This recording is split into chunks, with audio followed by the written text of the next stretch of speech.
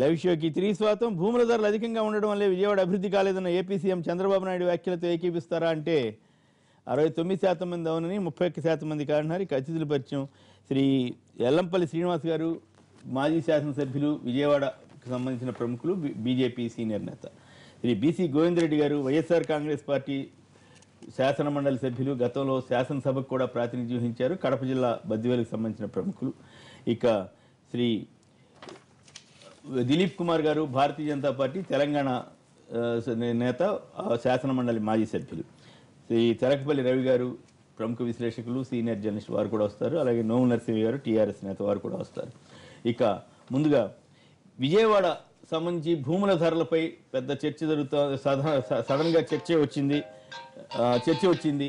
ఈ నేపథ్యంలో చంద్రబాబు నాయుడు గారు చేసిన వ్యాఖ్య ఆసక్తికరంగా ఉంది. ప్రధానంగా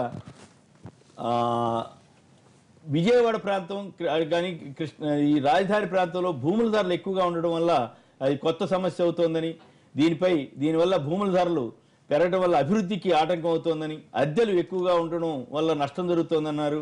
మరి గతంలో రాజధానికి సంబంధించి అక్కడ ఏర్పాటుపై శివరామకృష్ణన్ కమిటీ కానీ ఇతరత్రా చేసిన సిఫారసులు, వీటి నేపథ్యంలో ఈ పరిణామాలపై ముందుగా వెల్లంపల్లి శ్రీనివాస్ గారు, విజయవాడకు సంబంధించిన వారు కాబట్టి వారే ముందుగా స్పందిస్తారు. చెప్పండి, చంద్రబాబు గారి సూచనల మీద, అభిప్రాయం మీద మీరు ఎట్లా స్పందిస్తారు? ముఖ్యమంత్రిగా వారు ఆ విధంగా కోరడం తప్పులేదు, కానీ విజయవాడకి ఈ రోజు కూడా అంటే అనుకున్న ప్రకారం, బయట ఉన్న ప్రచారం ప్రకారం అయితే విజయవాడలో రేట్లు పెరిగిపోయినాయి. అవన్నీ కూడా కరెక్ట్ విషయం కాదండి. వాస్తవంగా విజయవాడలో ఈ రోజు ఎంత ఉందో మామూలుగా రేషియో ప్రకారం పెరగడం జరిగింది తప్ప అబ్నార్మల్గా సిటీలో అయితే పెరిగిన దాఖలు ఎక్కడ లేదండి నగర ఇది. తర్వాత లిమిటెడ్ హౌసెస్ కూడా రెంట్లు పెరిగిపోయినాయి అనేది ఇదివరకు మీద కొంచెం పెరిగింది, ఎందుకంటే అధికారులు రావడం కావచ్చు, తర్వాత ఇది మన ఈ పెరగడం కావచ్చు, పబ్లిక్ పెరగడం కావచ్చు, అంతే తప్ప అబ్నార్మల్గా పెరిగింది లేదు. సిటీ విజయవాడది ట్రేడింగ్ అండి, మొట్టమొదటి నుంచి కూడా వ్యాపార కూడలు యాక్చువల్గా విజయవాడ అంటే. చాలామంది వచ్చిపోతుంటారు, వెళ్తుంటారు, వస్తుంటారు తప్ప అబ్నార్మల్గా పెరిగినవని కానీ. తర్వాత పెరిగిందంతా కూడా ఇప్పుడు అమరావతి క్యాపిటల్, ఆ సరౌండింగ్స్ ఏరియాలో జనరల్గా అక్కడ ఉన్న పొలాల వాల్యూలు పెరిగిన తప్ప విజయవాడ నగరంలో మాత్రం ఎటువంటి రేట్లు కూడా పెరిగింది. అద్దెలు కూడా చాలా ఎక్కువగా ఉన్నాయి, భూముల రేట్లు బాగా ఎక్కువగా ఉన్నాయి అని చెప్తున్నారు కదా. తర్వాత ఉన్న పాపులేషన్ ప్రకారం అయితే హౌసెస్ ఇప్పుడు విజయవాడ అనేది అటు నగరం కాదు, ఇటు సిటీ కాదన్న పరిస్థితుల్లో, పల్లెటూరు కాదన్న పరిస్థితుల్లో ఉంటుంది యాక్చువల్గా విజయవాడ నగరంలో. అద్దెలు అబ్నార్మల్గా పెరిగేదైతే ఏం లేదు. తర్వాత ఎవరి కాళ్ళకి అది బూచి చూపెట్టి ప్రతి ఒక్కళ్ళు కూడా విజయవాడ నగరం అంటే చాలా కాస్ట్లీ అన్న విధంగా, తర్వాత అక్కడ ఏదో బాగా అభివృద్ధి చెందుతుంది అని చెప్పడం జరుగుతుంది తప్ప విజయవాడలో ఇదివరకు మీద కొంత అద్దెలు పెరిగి, ఎందుకంటే కెపాసిటీకి మించి జనాలు వస్తారని చెప్పే ఉద్దేశంతో ఇప్పటికే దాదాపు మనకి సంవత్సరాలుగా కాలపరిమితం అయిపోయింది. మనం క్యాపిటల్లో కనుక అభివృద్ధి చేసుకోగలిగితే ఇటువంటి నిదానం వచ్చేది కాదు ఈరోజు. ఎందుకంటే సెంట్రల్ గవర్నమెంట్ కూడా ఆల్రెడీ క్యాపిటల్కి ఫండ్స్ ఇవ్వడం జరిగింది. దాంతో కనుక ఇప్పటికి నిర్మాణాలు చేపట్టుంటే ఈరోజు ఈ సమస్య వచ్చి ఉండేది కాదు ఇప్పుడు సంవత్సరాల కాలంలో. అటువంటి చేయక అద్దెలు దొరకట్లేదు అని చెప్పి అనడమే తప్ప తప్పకుండా అన్ని చోట్ల కూడా ఇవాళ అన్ని శాఖలు వచ్చినా కూడా ఈరోజు విజయవాడ ఇచ్చే పరిస్థితిలో ఉంది. ఎందుకంటే నేను ఇప్పుడు కొన్ని గవర్నమెంట్ శాఖలకి బిల్డింగ్లు కావాలంటే చూడడం కూడా జరిగింది. 1,00,000 SFT బిల్డింగ్లు ఉన్నాయి, 70,000 SFT బిల్డింగ్స్ ఉన్నాయి. అది పెద్దగా నాకు తెలిసి 15-20 రూపాయల అడుగుల్లో కూడా దొరికే బిల్డింగ్లు ఉన్నాయి. దాంట్లో ఏంటంటే మరి ముఖ్యమంత్రి గారు ఏ ఉద్దేశంతో చెప్పారు తప్ప విజయవాడ నగరంలో అన్ని రకాల ఫెసిలిటీలు ఉన్నాయి, భవన సముదాయాలు కూడా అందరికీ కూడా అందుబాటులో ఉండే విధంగానే ఉన్నాయి. కొంత కాకపోతే ఏంటంటే జనాభా పెరిగేటప్పటికి కొంత రేట్లు అద్దెలు పెరిగే అవకాశం తప్ప సిటీలో మాత్రం ఎటువంటి రేట్లు పెరగలేదు. సిటీలో రేట్లు పెరగలేదంటారు అంటే మరి సీఎం గారి వాదనతో మీరు ఏకీభించరు అంటే ఏకీభించడం అంటే అది నగరంలో అయితే పెరగలేదు. విజయవాడ నగరం అని చెప్పకుండా మీరు అమరావతి కానీ చుట్టుపక్కల చెప్పుంటే దానికి ఆయన ఉద్దేశం ఏంటి? అది ఎందుకు చెప్పారు అర్థం. ఆయన విజయవాడ నగరాన్ని ఆలోచించారో లేకపోతే అమరావతి కూడా విజయవాడ చెప్పారు కదా. నేను సీఎం గారు కూడా చూశాను నేను చెప్పడంతో. అది ఓన్లీ అమరావతిలో ఇదివరకు 25 లక్షలు 30 లక్షలు ఉండే ఎకరాలు వచ్చి వాళ్ళ 1.5 అయినా అవి కూడా వాళ్ళు కొనేవాళ్ళు. ఈ రోజు నగరంలో ఈ రోజు ఎప్పుడు కూడా మాకు 50,000 నుంచి 75,000 రూపాయలు గజం ఉండేది, అదే రేటు తప్ప ఒక 5,000 10,000 పెరగడే తప్ప అంతకు. అదే సమయంలో హైదరాబాద్ లోనేమో బ్రహ్మాండంగా రియల్ ఎస్టేట్ పెరిగిందని నిన్న సీఎం ఆఫీస్ వారు చాలా పెద్ద స్టేట్మెంట్ అది పంపించారు. అది ఆశాబాద్. ఇప్పుడు హైదరాబాద్ లో మీరే అరబిందో ఫార్మా వాళ్ళు కొన్నారట. అది ఒకళ్ళు కొనుండాలి తప్ప విజయవాడ హైదరాబాద్ లో తిరిగితే మీకు ఎక్కడ చూసిన టూలెట్ బోర్డులు కనబడుతున్నాయి, సేల్ బోర్డు కనబడుతున్నాయి. దాన్ని బట్టి ఇక్కడ ఏమవుతుందో మనం అర్థం చేసుకోవాలి. ఇక్కడ హైదరాబాద్ లో అంతేనంటారు. అంతే, మీరు మన పబ్లిక్ వెళ్తుంటేనే అడుగడుకు టూలెట్ బోర్డు కనబడుతుంది, సేల్ బోర్డు కనబడుతుంది ఇక్కడ. ఓకే, గోవిందరెడ్డి గారు మీరేమంటారు ఈ తాజా పరిణామాలపై సీఎం గారి వ్యాఖ్యల మీద మీరు ఎట్లా? సరే, ఇది న్యాచురల్ గా పెరుగుద్ది. ఒక్కసారి విజయవాడ నగరాన్ని మనము అమరావతిని రాజధానిగా చేసుకున్నప్పుడు ఇందులో పెరగడము అనేది న్యాచురల్ గా ఉంటుంది అక్కడ. ఎందుకంటే చాలా మంది కూడా ఒక దాని మీద ఒక ఇంక్రీజ్ వచ్చే ఉండేటువంటి ఈ పరిస్థితుల్లో ఒక ఎకరా 30 లక్షలు 40 లక్షలు ఉన్నటువంటి భూమి 1 కోటి 2 కోట్లకు పెరగడం అనేది ఇది సమంజసమైనటువంటి విషయము. అదే విధంగా రెంటల్స్ కూడా పెరుగుతాయి 2000, 3000, 4000, 5000. అది స్వాగతించవలసినటువంటి విషయమే. ఎందుకంటే అలాంటి డిమాండ్ క్రియేట్ దానివల్ల అభివృద్ధి ఆగిపోయిందని కదా అని చెప్పి. అభివృద్ధి ఎట్లా ఆగిపోతుంది? డిమాండ్ పెరిగే కొద్ది కూడా దానికి తగ్గట్టుగా మనం సప్లై కూడా పెరగాలి. ఇప్పుడు ఎకనామిక్స్ లో ఉండేటువంటిది డిమాండ్ అండ్ సప్లై. అంటే ఇప్పుడు సడన్ గా ఇప్పుడు 20,000 మందిని అక్కడ రమ్మంటున్నారు, దాంతో ఈ ప్రాబ్లం అంతా వస్తా ఉంది. ఎట్లా అక్కడ ఇల్లు లేకుండా రమ్మంటే శ్రీనివాసరావు గారు చెప్పినట్టుగా అంత ఇన్ఫ్రాస్ట్రక్చర్ అక్కడ డెవలప్ అయిందని. డెవలప్ కాకపోతే మనం డెవలప్ చేయాలి, చాలా మందిని ఎంకరేజ్ చేయాలి. సో ఆ డిమాండ్ కు తగ్గట్టుగా మనం ఆ సప్లైని క్రియేట్ చేయాలి. అంతే తప్ప ఆయన సప్లైని క్రియేట్ చేయకుండా డిమాండ్ పెరిగింది అందరూ తగ్గించాలి అంటే అది కరెక్ట్ అయిన పద్ధతి కాదు. మనం ఎక్కడ చూసినా డిమాండ్ క్రియేట్ చేయాలి. రైట్. రవి గారు, తెలకపల్లి రవి గారు మాట్లాడతారు. రవి గారు మీరు చెప్పండి, ఏపీ ప్రభుత్వం తాజాగా అక్కడ విలువలు రేట్లు పెరిగిపోయినాయి, ఒకప్పుడేమో రేట్లు మా వల్లే పెరిగిపోయాయని చెప్పినటువంటి ప్రభుత్వ పెద్దలు ఇప్పుడు రేట్లు పెరిగిపోయి అభివృద్ధి చేయడం కష్టమని వ్యాఖ్యానిస్తోంది. మరి శివరామకృష్ణ కమిటీ ఇవన్నీ కూడా నేపథ్యంలో ఈ తాజా పరిణామాలని ఎట్లా మీరు విశ్లేషిస్తారు? అద్దెలు పెరిగిన తీరు కానీ, నిజంగా కూడా అద్దెలు ఎక్కువ పెరిగినా, అట్లాగే ఇప్పుడు సడన్ గా ఇప్పుడు నిన్న విద్యుత్ భవనం మార్చడానికి ఆఫీస్ మార్చడానికి 70 లక్షలు అద్దె కట్టాలని చెప్పి తేల్చారట. సో ఈ పరిణామాల మీద ప్రభుత్వాలు ఎట్లా స్పందించాలి, ఏం చేసుంటే బాగుంటుంది? రవి గారు. కొమ్మినేని గారు, ఇప్పుడు ఈ ప్రకటన ద్విముఖమైంది. దీనికి 2 విధాల చంద్రబాబు నాయుడు గారి ప్రకటన ప్రభుత్వం అంటే ఇప్పటికి రేట్లు బాగా పెరిగిపోయాయి ఇక్కడ అనేటటువంటి సంకేతం ఒకటి దీంట్లో ఇస్తున్నారు ఆయన. రెండోది, అదే సమయంలో ఉత్తరోత్తర వచ్చే సమస్యలకి ఇదే కారణం అన్నట్టుగా కూడా చూపించే ప్రయత్నము, ఆలోచన ఒకటి దీని వెనక ఉంది. వాస్తవానికి ఇప్పటివరకు చెప్పింది రాజధాని వస్తే దాని రేట్లు పెరుగుతాయి, మీకు చాలా లాభం జరుగుతుంది, ఇదంతా అదే కదా. అది జరిగితే నిజానికి ప్రభుత్వం ఎందుకు అభ్యంతరము లేదా దాన్ని ఎందుకు ఒక ఆక్షేపణ చేస్తుంది? మొదటి విషయం. ఇక్కడ ఒకటే, రాజధాని విజయవాడకు వెళ్ళడం, అమరావతిలో భ్రమరావతి అవి మనం చాలాసార్లు మాట్లాడాం. ఏదైనా ఒక రాజధాని రావాలి కాబట్టి దాని మీద కృషి, ఆ సమగ్రమైన దృక్పథం లేకుండా ఒక హైప్ అనేది చేసినప్పుడు ప్రభుత్వం ప్రచారంలో హైప్ చేస్తే ఆ వ్యాపారస్తులు వాళ్ళ హైప్ వాళ్ళు వాస్తవంగా రేట్లలో వాళ్ళు హైప్ చేస్తున్నారు. ఈ పరిస్థితి ప్రభుత్వమే ఒక విధంగా కారణం. రెండవది, పెద్ద వాళ్ళందరూ ముందుగా స్థలాలన్నీ కూడా బ్లాక్ చేసుకొని రిజర్వ్ చేసుకున్న తర్వాత సామాన్యులకు అవి సమస్యలు వస్తున్నాయి.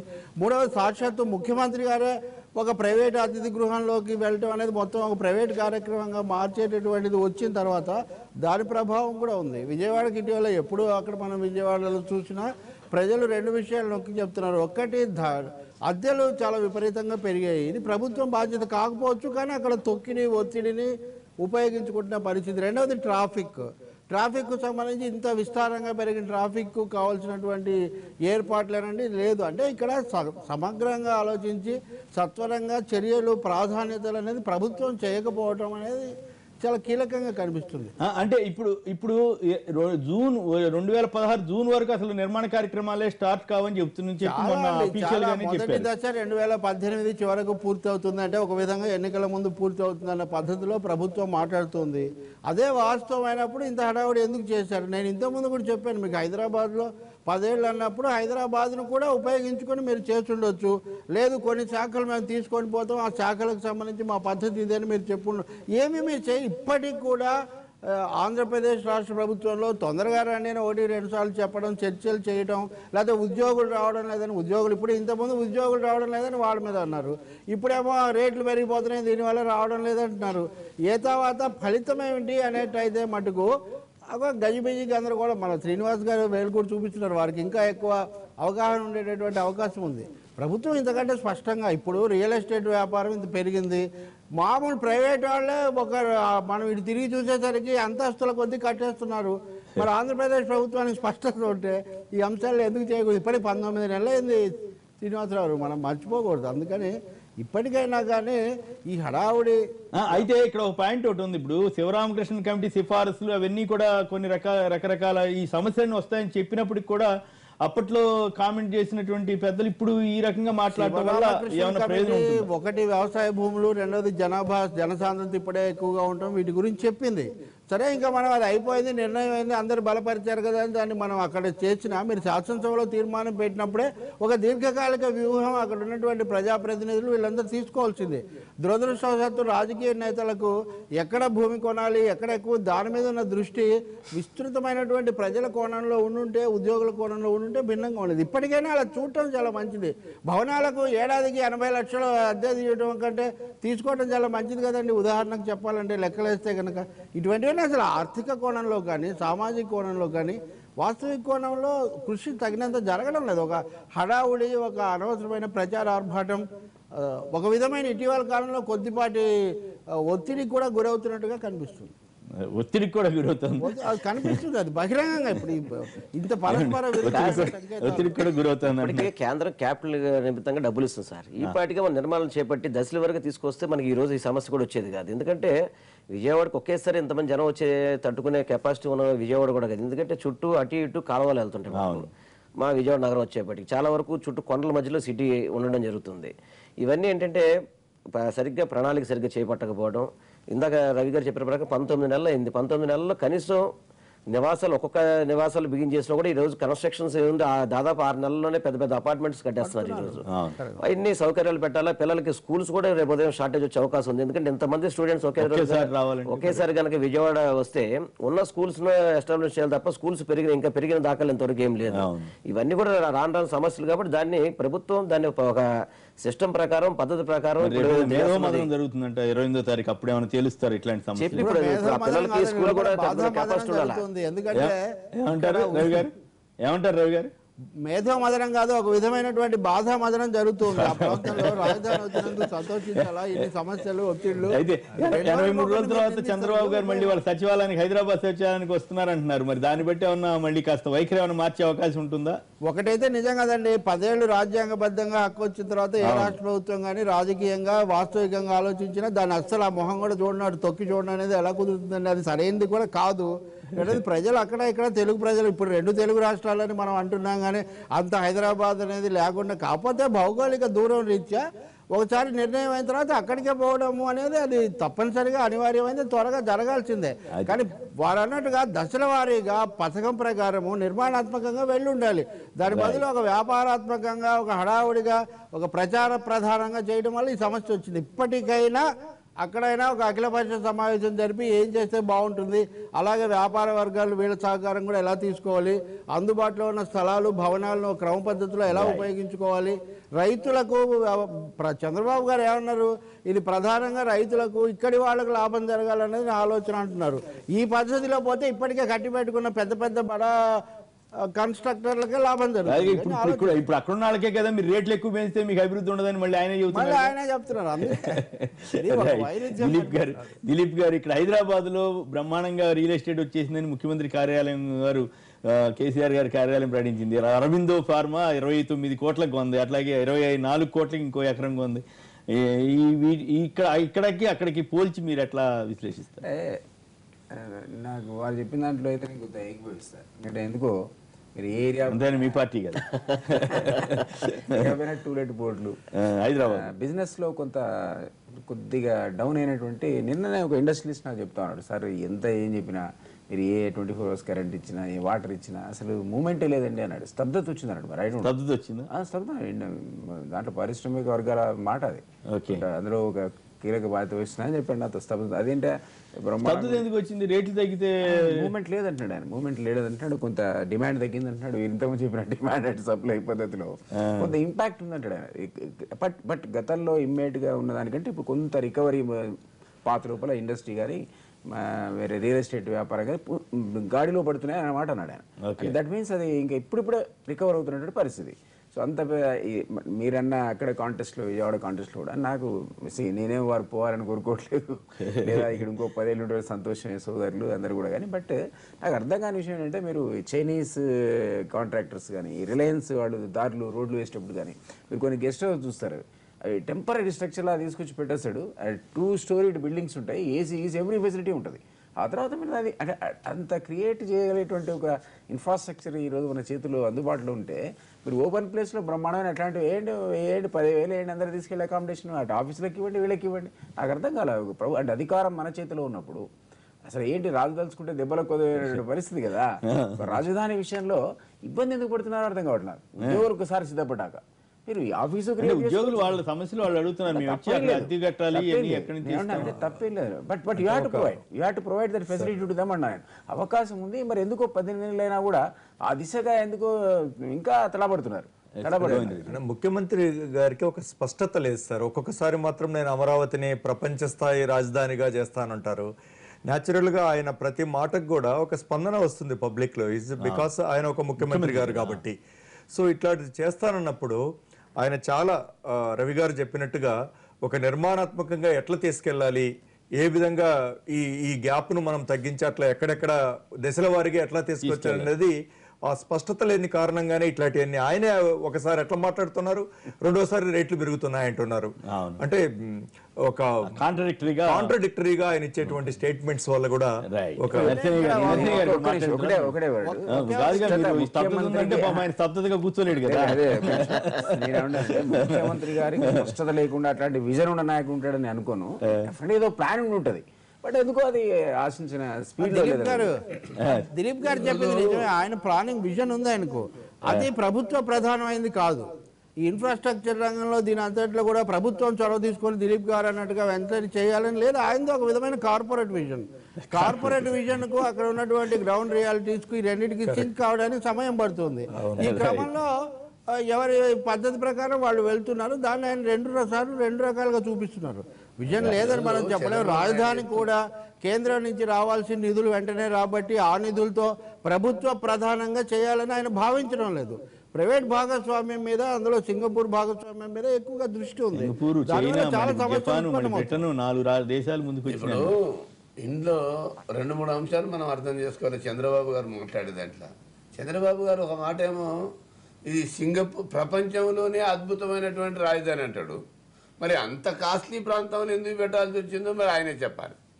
దాంతోపాటు ఆయన పెట్టిండు, సరే బాగానే ఉంది, ధరలు బాగా పెరిగిపోతున్నాయి కాబట్టి డెవలప్మెంట్ జరగలేదని చెప్తాడు రెండో వైపు నుంచి. ఇది ఏంది పరస్పర విరుద్ధమైనటువంటి మాటలతోటి. దీనికి కూడా ఒక ప్రచారమే. చంద్రబాబు నాయుడు ఏది చేసినా సరే ఆకాశానికి ఎత్తేటువంటి ప్రచారం ఉంటుంది అనేది ఆయన ఒక మాట అనేస్తాడు, అది పైకి వెళ్ళిపోతుంది, ఆకాశం తరంగాలలాగా వెళ్ళిపోతుంది.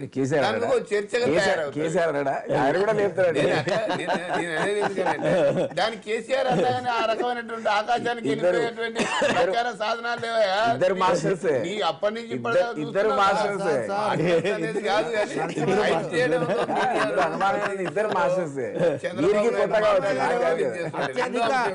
అత్యధిక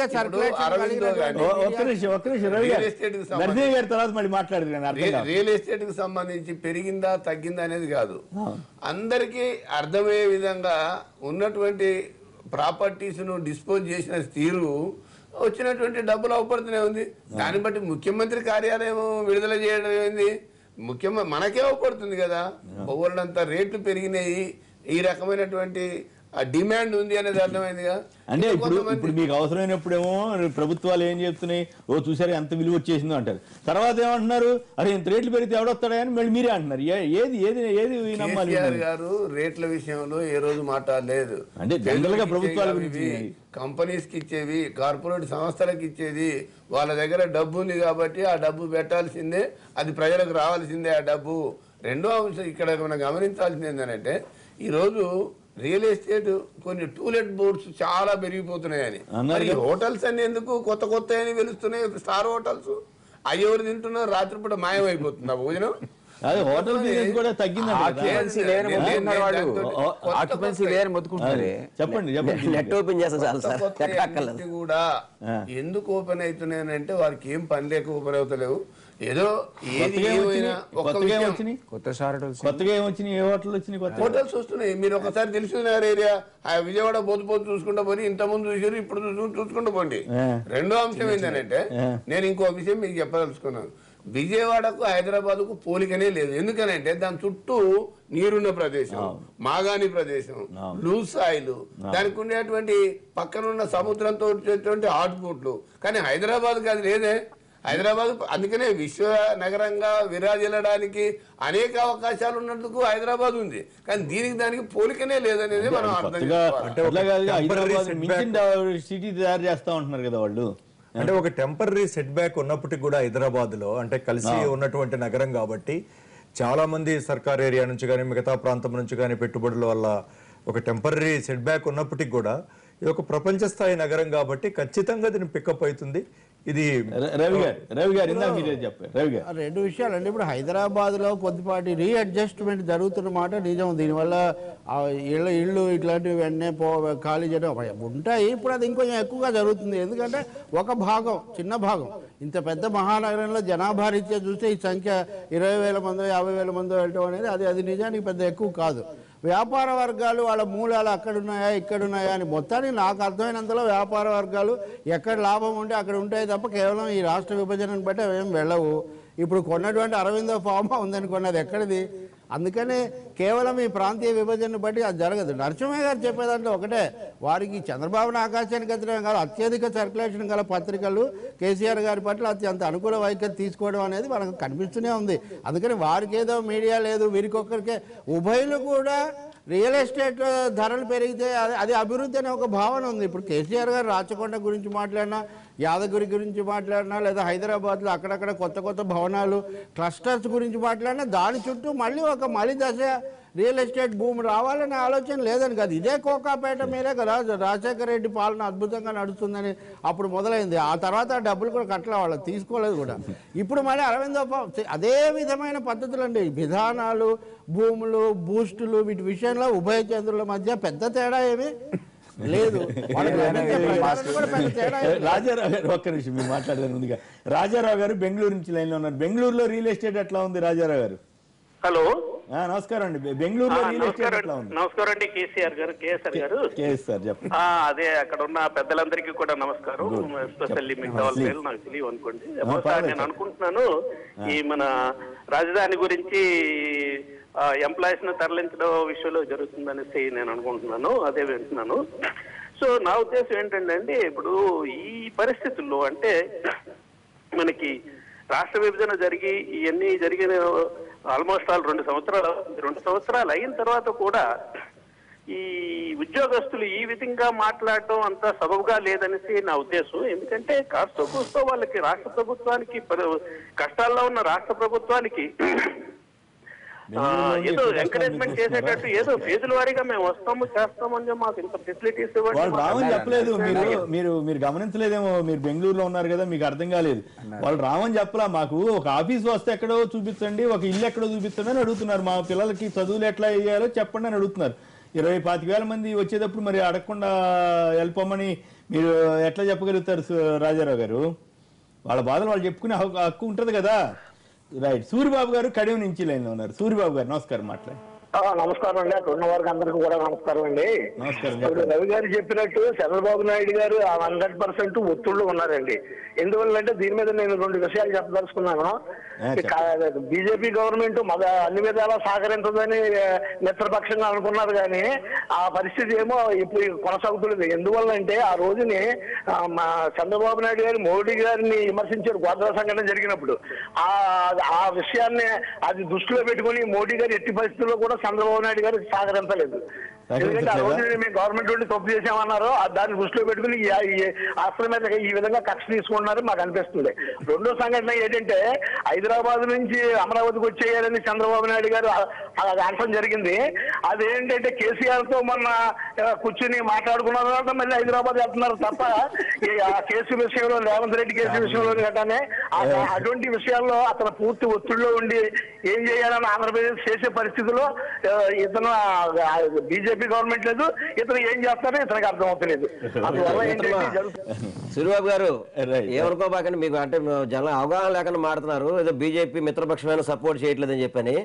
తప్పకుండా రాష్ట్రానికి అన్ని విధాలు సపోర్ట్ చేస్తుంది. ఇప్పటికే క్యాపిటల్ ఫండ్స్ ఇచ్చింది. తర్వాత మా విజయవాడ నగరానికి పోల్చుకుంటే 1000 కోట్లు డ్రైనేజీకి డబ్బులు ఇస్తే ఇంతవరకు రాష్ట్ర ప్రభుత్వం వాడే పరిస్థితి లేదు. రాష్ట్ర ప్రభుత్వం బాగాలేదు. పాప చంద్రబాబు నాయుడు అన్యాయంగా ఉన్నారని చెప్పి ప్రజల్లోకి తీసుకెళ్లి బీజేపీ సరిగ్గా ఫండ్స్ ఇవ్వట్లేదని ప్రయత్నాలు చేస్తున్నారు అందరూ కూడా. అది కరెక్ట్ విషయం కాదు. బీజేపీ పూర్తిగా సహకరిస్తుంది.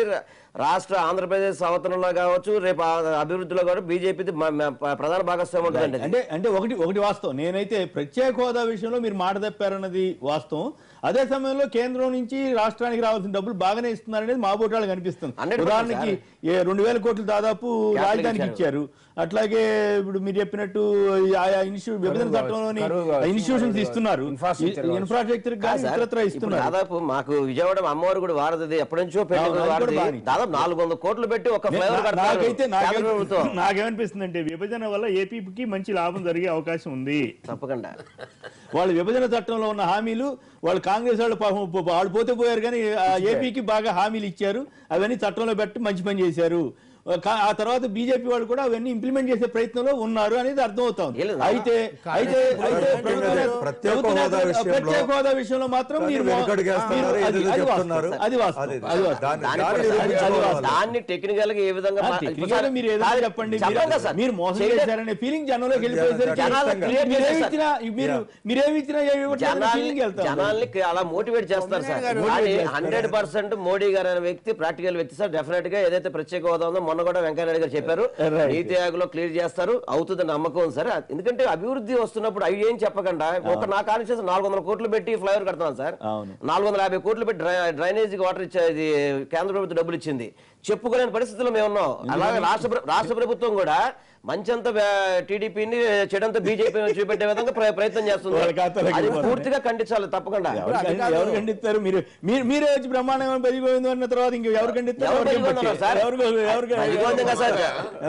పెద్ద రాజధానికి సంబంధించినటువంటి ప్రారంభోత్సవ సభలో ఎక్కడెక్కడైనా ఏదైనా మాట్లాడగలిగింది, కానీ మోడీ నుంచి ఒక మాట నేను ఈ రకంగా చేస్తున్నాను, 80,000 కోట్లు ఇస్తున్నాడు. బీహార్ అయితే మొత్తం అసలు చెప్పకపోతే చెప్పలేదంటారు. నేనేమంటే అసలు మోడీ గారు ఏవి చెప్పాడో చెప్పలేదు, కానీ అన్నిటికంటే చాలా ముఖ్యమైన విషయం నేను కోఆపరేట్ చేస్తాను తెలంగాణ ముఖ్యమంత్రి చెప్పాడు. అంతకంటే కావాల్సిన సాల్వ్ కావాల్సిన సమస్య ఇప్పుడు అదే పెద్ద ప్రమాదంగా మారింది జనానికి. అదిగా సార్, ఆ రోజు వచ్చి ప్రకటిస్తే హోదా ఇవ్వకుండా ప్రత్యేక హోదా ప్రకటించారని చెప్పి అంటారు. మీరే 100% అన్ని చేస్తారు సార్, డౌటే లేదు. మీరంతా హైప్ ఇచ్చారా లేదా? బీజేపీ వాళ్ళు ఇచ్చారు, టీడీపీ వాళ్ళు ఇచ్చారు. ఇంకేముంది, ప్రైమ్ మినిస్టర్ వస్తున్నాడు, ఇంక చూసుకోండి. బీజేపీ ఎక్కడ చెప్పలేదు సార్. బీజేపీ ఎక్కడ చెప్పలేదు సార్. మట్టిని సరిపెట్టుకోండి అన్నాడు ఆయన. అయితే మా బోటాలను చెబుతున్నాను, నేనైతే ఓపెన్ గా చెబుతున్నాను. ఇప్పుడు అన్ని ఐఐటీలు కానీ ఐఐఎంలు కానీ అవన్నీ వచ్చిన మాట వాస్తవం. అంతవరకు బాగానే చేసినట్టు నాకైతే అనిపిస్తోంది. నిధులు కూడా బాగానే ఇస్తుంది. అయితే ఖర్చు పెట్టి రకరకాల విభాగాలు ఉండొచ్చు, కానీ ప్రత్యేక హోదా విషయంలో మీరు జనాన్ని బాగానే ఇస్తున్నారు అంటున్నారు. రెవెన్యూ లోటు ఒక్కటే 18,000 కోట్లండి. సరే, మూడేళ్లు మేధావులు కూడా 18,000 కోట్లు అని చెప్పిన ఏదో కాగితాలు చెప్పేసి ఇప్పుడు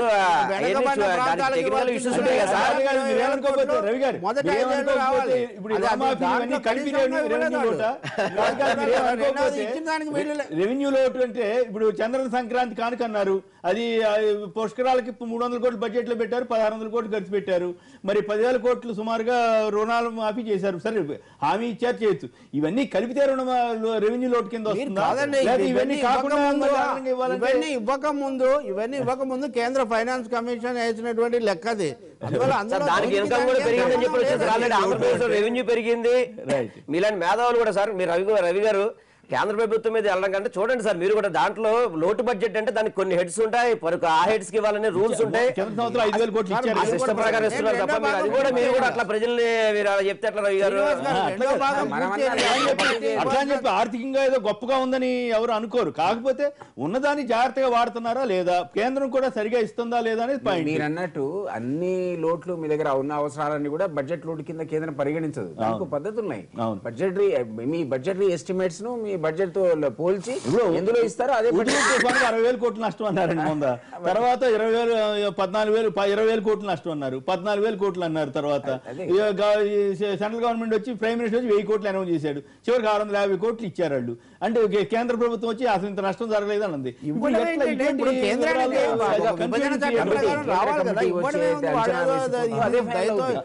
తెలంగాణ కూడా ఉదాహరణ. దయాకర్ గారు హైదరాబాద్ నుంచి లైన్ లో ఉన్నారు. దయాకర్ గారు నమస్కారం అండి, మాట్లాడండి. దయాకర్ గారు దయాకర్ గారు మాట్లాడండి. హలో దయాకర్ గారు. రైట్. నరసింహ గారు, ఇందాక కాలర్ ఒక ఆయన అడుగుతున్నారు కదా, చెప్పండి ఏది వీళ్ళిద్దరూ కూర్చున్న తర్వాతే ఈ పరిణామాలన్నీ జరుగుతున్నాయనే వాదన వారు తీసుకో. కాలర్ చెప్పిన మాట అయినా సరే, రవి చెప్పిన మాట అయినా సరే, ఇద్దరికి ఒకే పోలికుందని రవిని సరే వారి వారి భావజాలానికి సంబంధించినటువంటి పత్రాల్లో చెప్పని నేను కాదనను. కానీ ఇక్కడ గమనించాల్సింది ఏంటంటే, కేసీఆర్ ఏదో అక్కడ పోయి ప్రారంభోత్సవానికి పోయినంత మాత్రాన దానికి ఏదో వచ్చింది అని చెప్పుకోవడానికి పాపం మాట్లాడిన కాలరుకుండే అటువంటి ఆలోచన ఆయనకు ఉండొచ్చు కాక, అది ఉండదు కదా. ఇప్పుడు మీరు మీ ఇంటికి ఆతిథ్యాన్ని పిలిచినప్పుడు రావడం తప్పు కాదు, వచ్చిన తర్వాత ఏదో జరిగిపోయింది అనుకోవడం అంతకంటే అర్థం లేనటువంటి అనుమానం ఇంకోటి లేదు. ఇక్కడ మాకు నరసింహ గారు నేను స్పష్టం చేస్తున్నా,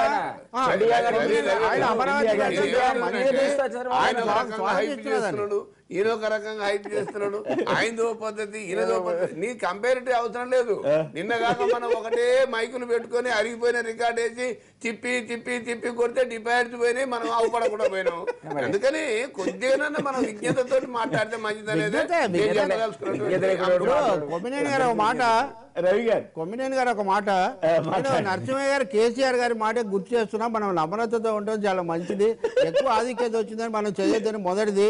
ఆయన అమరావతికి వెళ్ళడాన్ని రెండు చేతుల స్వాగతించిన వ్యక్తి నేను. అది ముఖ్యమంత్రులు చంద్రబాబు చంద్రశేఖరరావు సమస్య కాదు, రెండు రాష్ట్రాలకు సంబంధించింది. మూడవది, నేను ఆర్థిక విషయాల్లో వ్యూహాత్మకంగా ప్రచార ఆర్భటంలో ఇద్దరు ఒకరికొకరు తక్కువ లేరు. అలాగే ఆయనకు మీడియా ఉంది, మాకు మీడియా లేదనే మాట తరచూ అంటున్నారు. కానీ పెద్ద పెద్ద మీడియా సంస్థల యొక్క చలువ మీకు కూడా ఉంది. ఈ 4 ముక్కలు నేను చెప్పాను, వీటికి కట్టుబడి ఉన్నాను. డిపాజిట్లు రాకపోవటం నరసింహయ్య గారికి ఏం కొత్త కాదు, ఆయన కూడా భావజాలాలు ఇవన్నీ చూసినటువంటి వాడే. వరంగల్ ఉప ఎన్నిక నుంచి ఎవరేం పాఠాలు నేర్చుకుంటారనేది వాళ్ళు తప్పకుండా నేర్చుకోవచ్చు. అది ప్రభుత్వానికి అనుకూలమైన అంశం, అందులో తప్పు ఇదే ఉంది. రైట్. ఒక నిమిషం నరసింహ గారు మళ్ళీ సమాధానం చేయడానికి ముందుగా సదాశివరావు గారు గుంటూరు నుంచి లైన్ లో ఉన్నారు. సదాశివరావు గారు నమస్కారం, మాట్లాడండి. నమస్తే అండి. నమస్కారం, మాట్లాడండి. ఏం లేదు, ఇప్పుడు విభజన చట్టంలో హామీలు ఉన్నాయి కదా, అవును, కనీసం ఆ లోటు బడ్జెట్ పూర్తి చేపిస్తే ఏమండి, ఆ లోటు బడ్జెట్ అనేది పూర్తి చేస్తే ఆయనే చూసుకుంటారు కదండి. ఇంకా మీకు వేరే ఇతరత్ర ఏమి ఇవ్వాల్సిన అవసరం ఏం లేదు. ఆ లోటు బడ్జెట్ ఏమనండి, ఆయన తిప్పలేదు, ఆయన పడుకుంటారు కదా. ఓకే, కాదు ఇప్పుడు పాయింట్ ఏంటంటే, సరే లోటు బడ్జెట్ ఉందా లేదా, విశాఖపట్నంలో చంద్రబాబు గారు కేంద్రం బాగా సహకరిస్తుందా లేదా అన్నారా, ఏమన్నారా అనేది అవన్నీ మీరు ఆలోచించండి, వేరే విషయం. కానీ అక్కడ మీ ప్రాంతంలో రేట్లు పెరగడం వల్ల అభివృద్ధి ఆగిపోయిందని చంద్రబాబు గారు బాధపడుతున్నారు.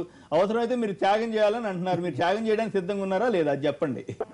సార్ ఎక్కడైనా సరే ఇప్పుడు అనౌన్స్ చేశారు, రాజధాని ఏరియా అనేది అనౌన్స్ చేశారు. అవును, చేసినాక ఆటోమేటిక్ రేట్లు వస్తాయి కదా సార్. అదే అట్లా కాదండి. అప్పుడు మున్సిపల్ మంత్రి నారాయణ గారు వాళ్ళు ఏం చెప్పారు, మా వల్ల మీకు ఇన్ని కోట్లు వస్తున్నాయి, ఇంకా బ్రహ్మాండంగా పెరుగుతున్నారు. ఇప్పుడు ఆ రేట్ల వల్ల అభివృద్ధి ఆగిపోతుంది అంటున్నారు. మీరు దేనికి మీరు ఆమోదం తెలుపుతారు? మీరు తగ్గించుకోవడానికి సిద్ధమా కాదా? అభివృద్ధి కావాలా వద్దా మీకు? ఇప్పుడు అక్కడ ఉన్న రైతాంగం చాలా బాగుంది. ఇప్పుడు ఏమండి రేట్లు వస్తున్నాయి, రైతాంగం బాగుంటుంది. మీరు దాని గురించి కూడా మాట్లాడగలరు సార్. ఇప్పుడు చెప్పాల్సింది ఇప్పుడు గవర్నమెంట్ వారు ఆ మాట అన్నారు, ఈ మాట అన్నారు. మీరేమంటారు నేను అడుగుతున్నాను. అదే ఉంది. నేనైతే ఏదైనా పద్ధతిగా చేసుకోండి అని చెబుతా. ఇప్పుడు సార్ కొంత ప్లస్ అవుతుంది, కొంత మైనస్ ఉంటుంది సార్. కొంత గవర్నమెంట్ కి ప్లస్ ఉంటుంది, మైనస్ ఉంటుంది. మనం చంద్రబాబు గారిని ఆన్లైన్ లో అంటాం, మనకే క్లారిటీ లేదు. మరి మన సంగతి ఏంటి, మనం కూడా ఆలోచించాలి. లేకపోతే పర్లేదు సార్, ముఖ్యమంత్రి లేకపోతే కష్టం కదా. అభివృద్ధి రేట్లు పెరగడమే అభివృద్ధి అని మీరు అంటారు. ఇప్పుడేమో రేట్ల వల్ల అభివృద్ధి ఆగిపోయిందండి, ఎట్లా? అది ఆ డిఫరెన్స్ ఏంటి అనేది పాయింట్. రైట్. విజయవాడ ప్రాంతంలో రేట్లు పెరగడం వల్ల అభివృద్ధికి ఆటంకం జరుగుతోందన్న ముఖ్యమంత్రి శ్రీ చంద్రబాబు గారి వ్యాఖ్యలతో ఏకీపిస్తారా అంటే 69% మంది అవునని, 31% మంది కాదన్నారు. ఇప్పుడు చిన్న విరామం తర్వాత లైవ్ షో కొనసాగుతుంది.